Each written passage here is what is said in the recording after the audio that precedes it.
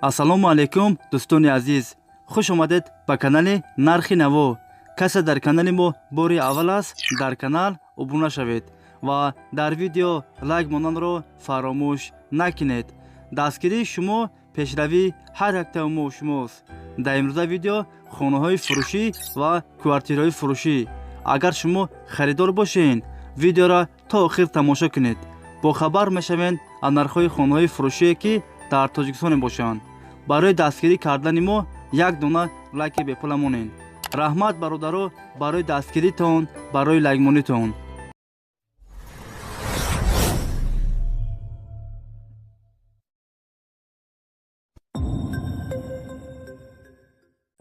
хонаи фурӯшӣ дар шаҳри Душанбе, райони Фирдавсӣ, поёни Корвон. 2 сотиқ заминай, хона дуошонага, 5 дар хона ҳаст. об ва светаш доимӣ ҳаст. ҳуҷҷатош 100% аст. гирдаш маҳкам аст. кухни, баня, ҳоҷатхона ҳам дорад.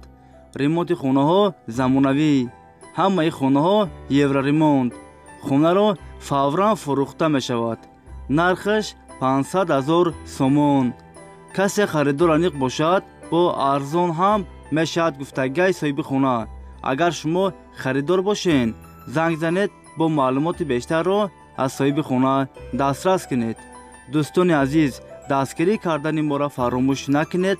дар видеонавор лайк бигузоред. баъди тамошои видео ҳатман фикротона дар комментария нависед.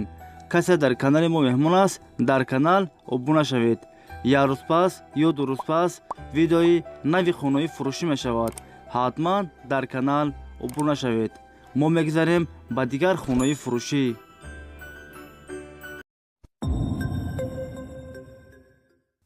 хонаи фурӯшӣ дар шаҳри Кӯлоб. 6 сотиқ заминай, 6 дар хона ҳаст. об ва светаш дар наздикиш аст. ҳуҷҷатош 100% аст. гирдаш маҳкам аст. хонаҳо без ремонт, коробка аст. ҳоҷатхона баня ҳам дорад. хонаро срочно фурӯхта мешавад. нархаш 160 000 сомон. касе харидор аниқ бошад, бо арзон ҳам мешавад гуфтагии соҳиби хона. агар шумо харидор бошед, варианти алишиам ҳастай бародаро. занг занед, бо маълумоти бештарро аз соҳиби хона дастрас кунед.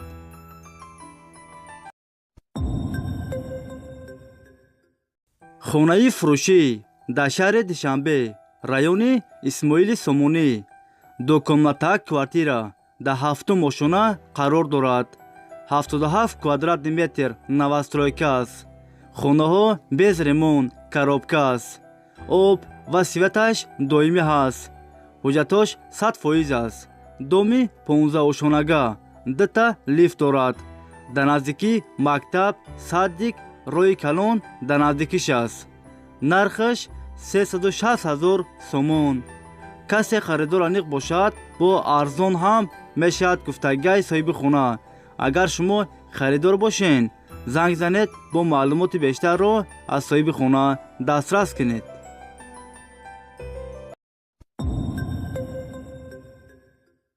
хонаи фурӯшӣ дар шаҳри Душанбе, поёни Корвон. 3 сотиқ заминай, хона дуошонага, 4 дар хона ҳаст. об ва светаш доимӣ ҳаст. ҳуҷҷатош 100% аст. кухни, баня, ҳоҷатхона ҳам дорад. гирдаш маҳкам аст. хонаҳо без ремонт, коробка аст. нархаш 260 000 сомон. касе харидор аниқ бошад, бо арзон ҳам мешавад гуфтагии соҳиби хона. агар шумо харидор бошед, занг занед, бо маълумоти бештарро аз соҳиби хона дастрас кунед.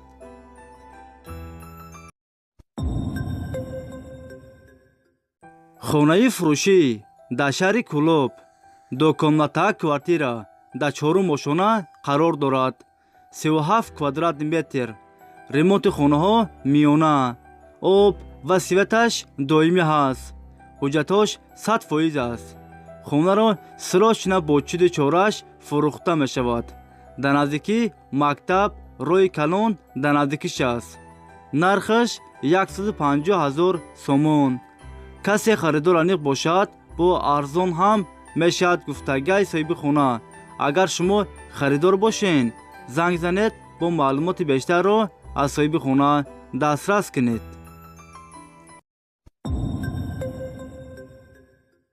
خونه‌ای فروشی در شهر خوجند 34 میکرورایون 3 کامناته کوارتیره در 6 ماشونه قرار دارد.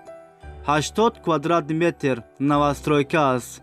خانه‌ها без ремонт коробка است. آب و سویتش دائمی است. دکمت هم دارد. خانه در نزدیکی مکتب صدیق در نزدیکیش است. خانه را سراچ فروخته می شود.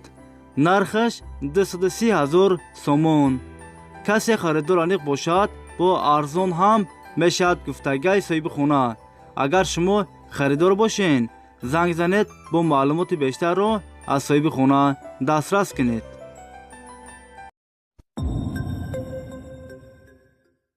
خونه‌ای فروشی در شهر دشنبه رایون گپرزیم 2 کامناته کوارتیره در 10 ماشونه قرار دارد. 60 کвадрат метр новостройка است. خانه‌ها без ремонт коробка است. آب و سویتش دائمی است. حجتش 100% است. دومی 10 شونگه. نرخش 250,000 سومون. کسی خریدار انیق باشد با ارزان هم می شود. اگر شما خریدار باشین زنگ زنید با معلومات بیشتر را از صاحب خانه دسترس کنید.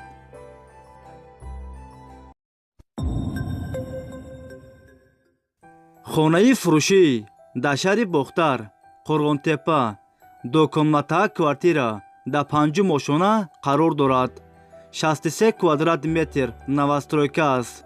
خانه‌ها без ремонт коробка است. آب و سویتش دائمی است. دکمت هم دارد. خانه در نزدیکی مکتب روی کلان در نزدیکیش است. نرخش 230,000 سومون. کسی خریدار انیق باشد با ارزان هم می شود گفتگوی صاحب خانه. وریانتی علیشی هم هست برادرو. اگر شما خریدار باشین زنگ زنید با معلومات بیشتر را از صاحب خانه دسترس کنید.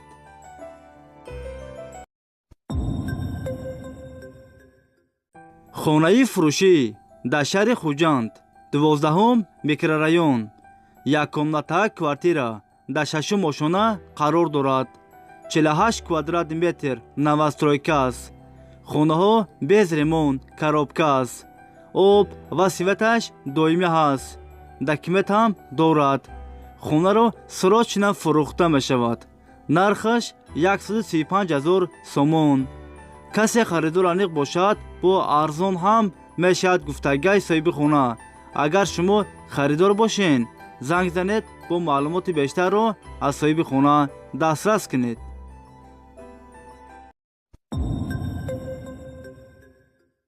دوستان عزیز، ویدیوی ما با آخر رسید. اگر شما لایک مونده باشین برای دستگیری کردن ما در ویدیو لایک مونید و فکرتون حتما در کامنتاریا نویسین. اگه خونه‌های اگه ماشین اگه زمین‌های فروشی کوارتیرهای فروشی ارزان باشد شما حتما فکرتون در کامنتار نویسین. ما فکر شما را میخونیم. اگه جایی که شما گفتین ما همونجا دسترس میکنیم، پیشکشی شما میگردونیم. شما ما را دستگیری کنین، در ویدیو لایک مونین، ویدیو را پادیلی سکنین. بهترین کامنتار نویسن فراموش نکنین برادرو. چند قید دستگیری شما بسیار شد، ما ویدیوها را زود بوردان میگیریم. این هم خود دستگیری کنین برادرو. هزار رحمت برادرو برای دستگیریتون، برای لایک مونیتون. ویدیو را پادیلی میکنین. هزار رحمت. الله نگهبانی هر یک توی شما باشه برادرو. خیلی دوستان عزیز، هم مکس سلامت باشین. الله مددگاری همه ما شما باشد. خیلی دوستان عزیز، تا ویدیوهای آینده. خیلی